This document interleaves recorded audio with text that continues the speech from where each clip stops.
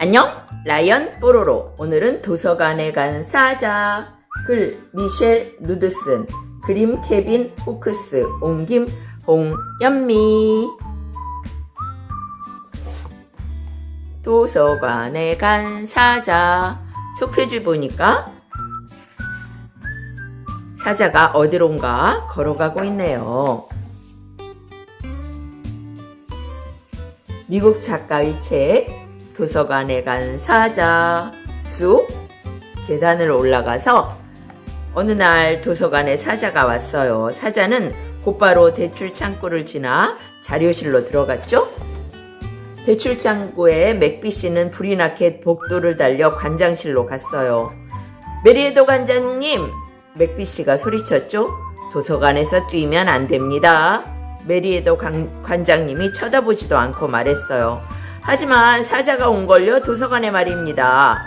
그래서 그 사자가 규칙을 어겼나요? 관장님이 물었죠. 관장님은 규칙을 어기는 것을 절대로 그냥 넘기지 않았어요. 그건 아닙니다. 그렇지는 않아요. 맥비 씨가 대답하자 관장님이 말했죠. 그럼 그냥 내버려 두세요.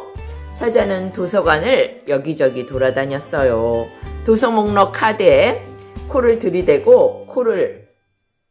들이대고 킁킁 냄새를 맡아보았죠. 새로 들어온 책에 머리를 비벼대기도 했죠. 그런 다음 터벅터벅 이야기방으로 들어가 그대로 잠이 들어버렸어요. 아무도 어떻게 하면 좋을지 몰랐죠. 도서관 규칙에 사자에 대한 것은 없었으니까요. 곧 이야기 시간. 하지만 이야기 시간에 사자가 어떻게 해야 되는지에 대한 규칙도 없었어요.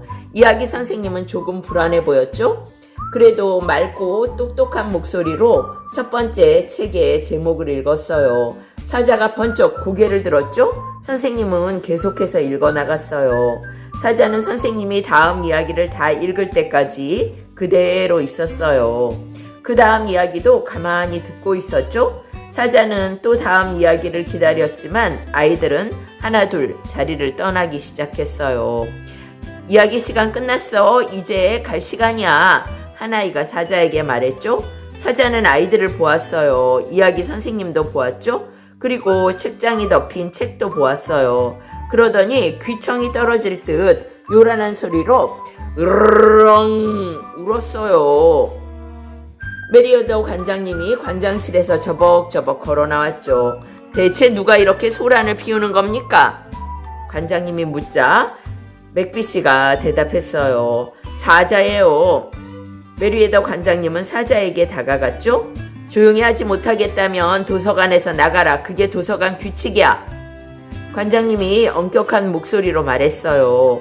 사자는 계속해서 으르렁거렸죠. 왠지 슬픈 소리였어요. 한 아이가 메리에더 관장님의 옷자락을 살짝 잡아당기며 물었죠. 조용히 하겠다고 약속하면 사자가 내일 이야기 시간에 다시 와도 되나요? 사자는 으르렁거리다 말고 메리에더 관장님을 쳐다보았어요. 관장님은 아이들을 둘러보았죠. 그리고는 그래, 착하고 얌전한 사자라면 당연히 또 와도 되지. 만세! 아이들이 소리쳤어요.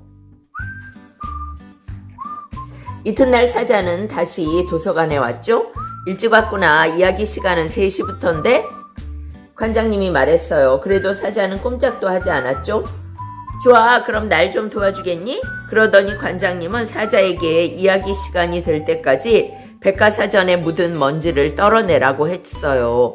그 다음날도 사자는 도서관에 일찍 왔어요. 관장님은 이번엔 반납일이 지났다고 알리는 편지 봉투에 침을 발라달라고 했어요. 침을 묻혀서 봉투를 붙이고 있네요. 곧 사자는 누가 시키지도 않아도 알아서 척척 일을 잘하게 되었어요.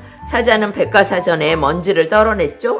꼬리를 이용해서 먼지를 떨고 있네요. 편지 봉투에 침도 발랐어요. 키가 작은 아이들을 등에 태워 책꽂이 맨 위에 칸에 책을 뽑을 수 있도록 도와주기도 했고요. 사자는 이야기방에 얌전히 누워 이야기 시간이 시작되기를 기다렸어요. 도서관에 온 사람들은 처음에는 사자 때문에 안절부절 못했어요. 하지만 얼마 지나지 않아 사자가 어슬렁거리고 다녀도 아무렇지 않게 되었죠. 사실 사자는 도서관에 딱 어울리는 것 같았어요. 사자는 커다란 발로 아무 소리도 내지 않고 도서관을 걸어 다닐 수 있었죠. 이야기 시간에는 아이들이 편하게 기댈 수 있는 등받이가 되어 주었어요. 게다가 이제 도서관에서는 절대 으르렁거리지 않았어요. 정말 고마운 사자야. 도서관에 온 사람들은 입을 모았고 사자가 지나갈 때면 복슬복슬한 머리를 쓰다듬어 주었어요. 지금까지 이 사자 없이 어떻게 지냈을까? 그런 이야기를 들을 때면 맥비 씨는 얼굴을 찌푸렸죠. 지금까지 사자 없이도 잘 지내왔잖아. 사자 따위가 무슨 소용이람? 사자는 규칙을 이해하지 못해 도서관에 있어서는 안 될 동물이야. 맥비 씨는 그렇게 생각했죠. 어느 날 백과사전 위에 먼지를 전부 떨고 편지 봉투에 침을 다 바르고 작은 아이들을 모두 도와주고 난 뒤에 사자는 더 할 일이 있을까 싶어서 복도를 지나 관장실로 갔죠. 이야기 시간이 되려면 좀 더 기다려야 했으니까요. 안녕 사자야, 좀 도와주겠니? 책 한 권을 자료실로 가져다 줄 수 있겠지? 여기 책꽂이에서 꺼내줄 테니 가져가렴. 관장님은 의자 위로 올라섰어요. 하지만 손이 책에 닿지 않았어요. 관장님은 까치발로 서서 손가락을 뻗었어요. 조금만, 거의 다 됐는데? 그러면서 관장님은 손을 조금 더 뻗었어요. 아야! 힘없는 신음소리가 났어요. 관장님은 일어나지 못했어요. 맥비씨! 맥비씨! 잠시 후에 관장님이 맥비씨를 불렀어요. 하지만 대출 창고에 있는 맥비씨가 그 소리를 들을 수는 없었어요. 사자야, 가서 맥비씨를 좀 데려오렴? 관장님 말에 사자는 허겁지겁 복도를 달려갔어요. 도서관에선 뛰면 안 돼? 관장님이 사자에게 소리쳤죠. 사자는 커다란 앞발을 대출 창고에 턱 올리고 맥비씨를 바라보았어요. 저리가 사자야, 난 지금 바빠. 맥비씨가 말했죠. 사자가 끙 소리를 냈어요. 사자는 관장실 쪽 복도를 코로 가리켰어요. 맥비씨는 본체만체했죠. 마침내 사자는 자기가 생각해낸 유일한 방법을 쓰기로 했어요. 사자는 맥비씨의 눈을 똑바로 들여다보았죠. 그러더니 커다란 입을 쩍 벌렸어요. 그리고 여태까지 한 번도 질러본 적 없는 요란한 소리로 크앙 으르르르 크앙 고함을 질렀어요. 맥비씨는 너무 놀라 제대로 숨 쉴 수 없었죠. 도서관에선 조용히 해야 한다는 걸 모르니? 넌 규칙 어겼어. 맥비씨는 사자에게 말하고 서둘러 복도를 걸어갔어요. 사자는 그 뒤를 따라가지 않았어요. 규칙을 어겼으니까요. 그것이 무엇을 뜻하는지 잘 알고 있었거든요. 사자는 고개를 떨어뜨리고 문 쪽으로 터벅터벅 걸어갔어요. 하지만 맥비씨는 눈치채지 못했죠. 관장님, 메리에더 관장님, 사자가 규칙을 어겼어요. 사자가 규칙을 어겼습니다. 맥비씨가 걸어가며 소리쳤죠. 맥비씨는 관장실 문을 열어젖히고 안으로 들어갔어요. 그런데 관장님은 자리에 앉아있지 않았죠. 관장님! 맥비씨가 불렀어요. 그때 책상 뒤 바닥에 관장님 목소리가 들렸죠.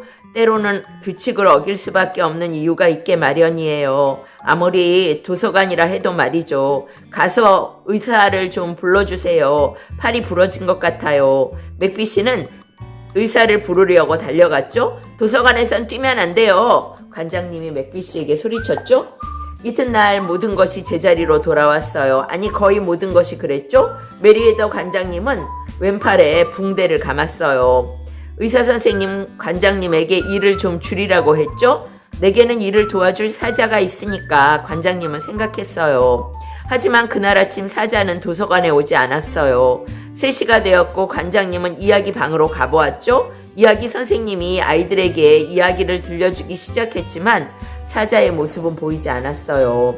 도서관에 온 사람들은 책을 읽거나 컴퓨터 모니터를 보다가 혹시나 눈에 익은 털복숭이 얼굴을 보게 될까 하고 자꾸 고개를 들고 기웃기웃 거렸어요.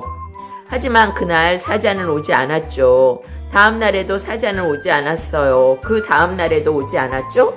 어느 날 저녁 맥비 씨는 퇴근길에 관장실에 들렀어요. 관장님, 퇴근하기 전에 뭐 도와드릴 일이 있을까요?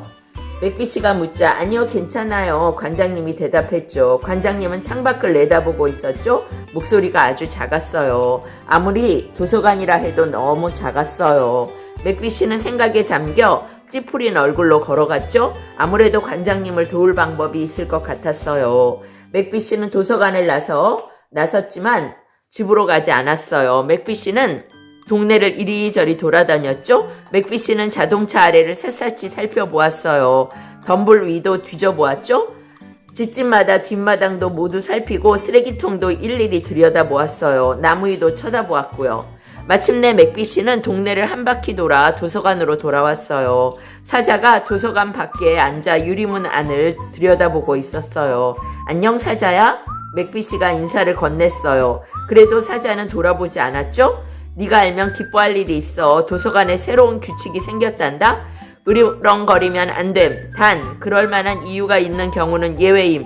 그러니까 다친 친구를 도와야 할 경우 같은 건 말이지. 그 말에 사자의 귀가 쫑긋 올라갔어요. 사자는 고개를 돌렸어요. 하지만 맥비 씨는 벌써 저 멀리 걸어가고 있었어요. 이튿날 맥비 씨는 복도를 지나 관장실로 갔죠. 무슨 일이죠, 맥비 씨? 관장님이 조용하고 슬픈 목소리로 물었어요. 요즘 관장님 목소리는 늘 그랬어요. 들으면 기뻐하실 일이 있습니다. 사자가 왔어요. 도서관에요. 맥비 씨 말에 관장님은 의자에서 벌떡 뛰어 일어나 복도를 달려갔어요. 맥비 씨는 미소를 지었죠. 도서관에선 뛰면 안 됩니다. 맥비 씨가 관장님에게 소리쳤죠. 하지만 관장님은 못 들은 척했어요. 때로는 규칙을 어길 수밖에 없는 이유가 있게 마련이니까요. 아무리 도서관이라고 해도 말이죠. 누가 제일 기뻐하고 있을까요?